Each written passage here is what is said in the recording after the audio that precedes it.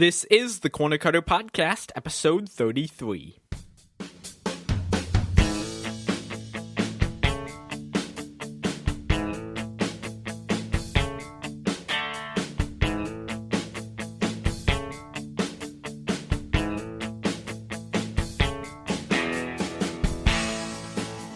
Hi guys, welcome to the Corner Cutter Podcast. Thank you so much for listening. I'm your host Josh, and I'm also known as Corner Cutter on the Speed Solving forums and YouTube. Today we've got some records, quite a few nice releases, and also a few shoutouts and updates. That's the main part of the show though, some personal updates I should say. I'm going to be talking a little bit about the competition I'm organizing and also my competition goals. And that comp's only in 2 weeks, which is exciting. But to start out, why don't we jump into cubing news, records, releases, and ratings. There's only one record this week, but it is huge. Mark Boyzowski, I know I didn't get that correct, but he got the world record for multi-blind. 43 out of 44 cubes in 60 minutes even. This is so big because the previous world record lasted for 1,589 days. And that was broken back in 2013. He did an awesome job, and I'm guessing this one will stand for a while as well. Maybe not though, because there are a few people getting not faster, getting better at multi-blind.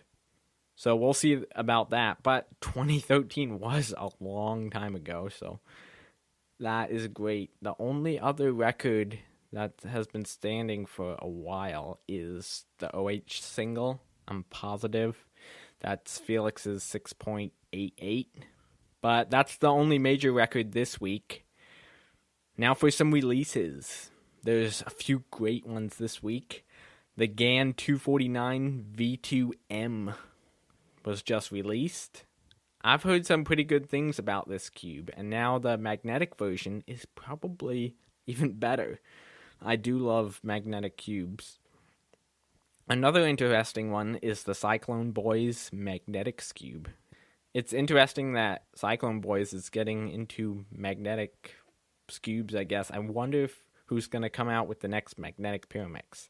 I'm really interested to see the next Pyramix that's coming out. I mean, I have no idea when one is, but I hope there's some good improvements. I really want a concave Pyra. That would be amazing. Maybe X-Man's working on something. Also, the Crazy Bad 4x4x5. That's $30 on the cubicle. And the Shengshou Mr. M 3x3. That one's only $9. Also, Speed Cube Shop is having a mystery egg promotion. I haven't looked too much into it yet, but it says, win big with a mystery egg. Available for only the next 5 days. You have the chance of winning some awesome prizes in one of our mystery eggs.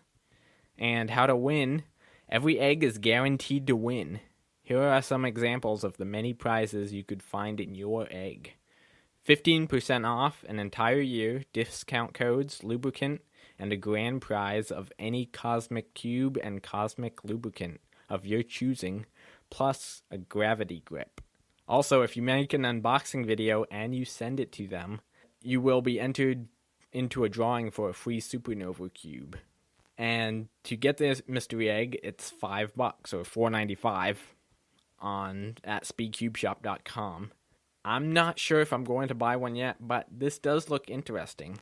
Also, Cameron did say, remember I told you guys a few weeks ago that the rewards points and the affiliate program wasn't as good anymore. He said, I actually posted about that, and he said they were having problems with people abusing those two things. So all the money from that, they're kind of stopping that or slowing that down. But they're still going to have great promotions throughout the year, and I'm guessing this is one of them. So if you do decide to buy one of these, please use my affiliate link It'll be in the show notes to this episode.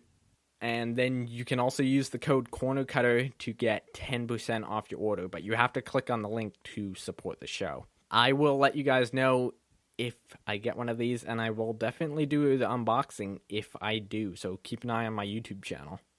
No ratings this week. My X-Man V2 actually just came about an hour ago. I'm doing the podcast now, and I want to do an unboxing. So right after I'm done with the podcast, I will do the unboxing, and it will be posted sometime in the next few weeks. I will let you guys know, though, in the next non-interview episode. I will have that in the rating segment of the show. How about a few shout-outs now? Reggie from the UK said he's still enjoying the podcast, and he always looks forward to seeing his feed update. He also is planning to teach children at a youth club between the ages of 8 and 11 to learn how to solve the cube. He found a beginner's guide, so it should be easy to teach them. And he also said he's going to keep us updated on how that goes. And then also, Kristen sent me an email. She said she's really happy to hear that the show is switched to a weekly format. Then she said, ever since you shared your competition scores a few weeks ago, I've been practicing extra hard on my end. My job just hired a new person, so my cubing coworker and I are teaching her how to cube, starting with the 2x2.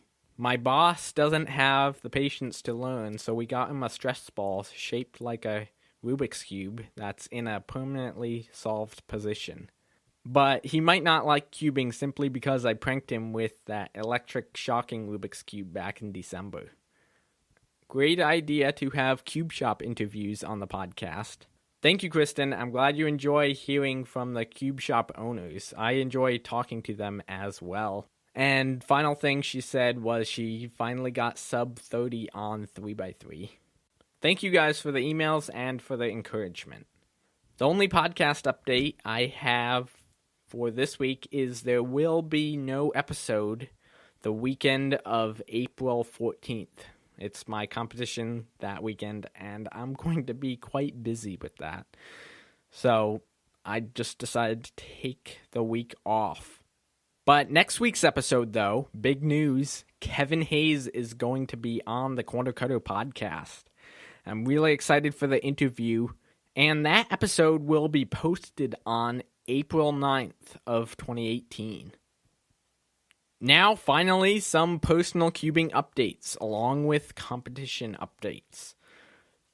I've been focusing on 2x2, 3x3, and Pyramix lately, and those are my main events for the competition. There's also 3x3 one-handed, Scube, and 4x4.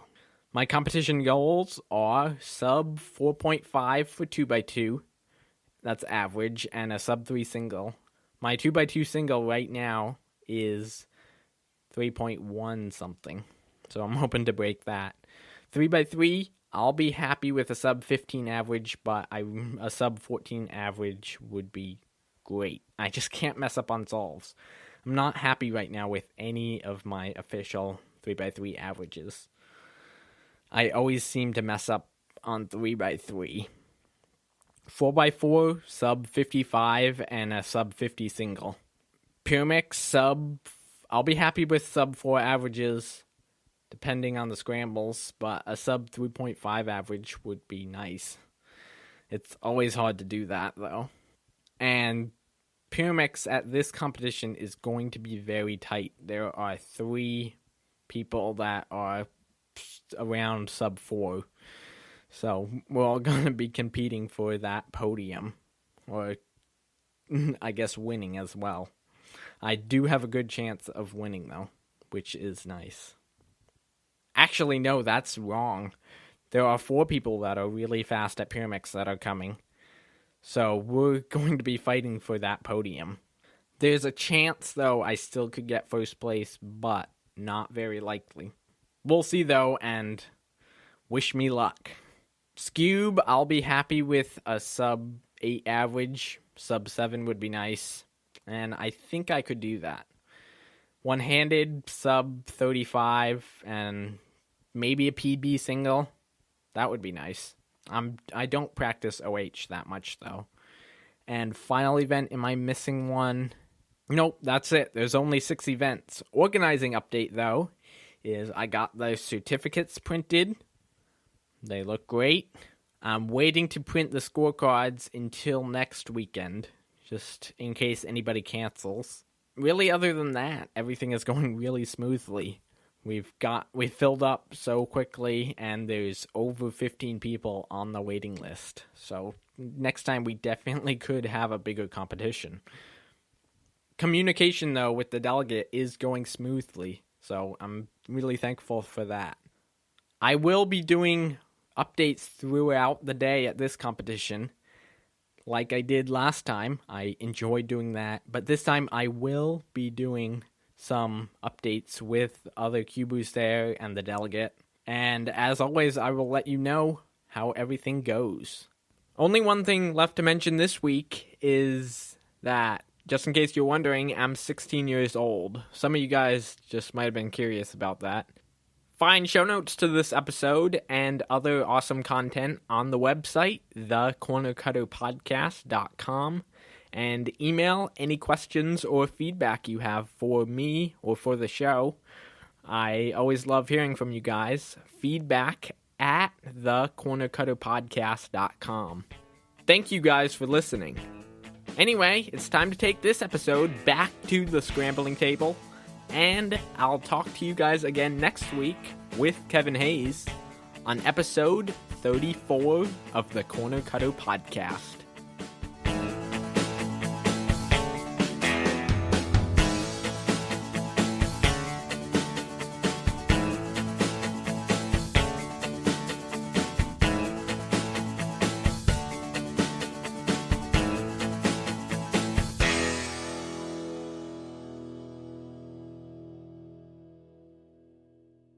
And here are a few bloopers.